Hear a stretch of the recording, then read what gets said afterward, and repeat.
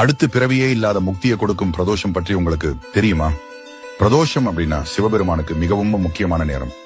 ஒரு மாதத்தில் 2 முறை திரையோதசி தினத்தில் வரும்.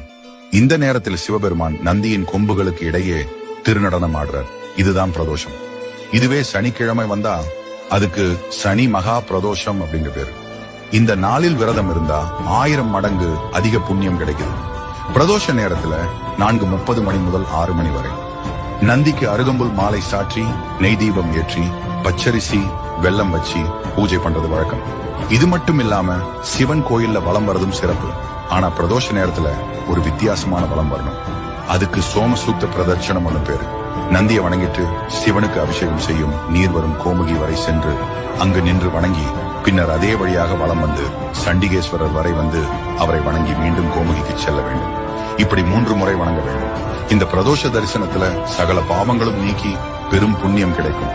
சிவபெருமான் நமக்கு பிறப்பே இல்லாத முக்தியை கொடுக்கிறார் என்று புராணங்கள் சொல்றது.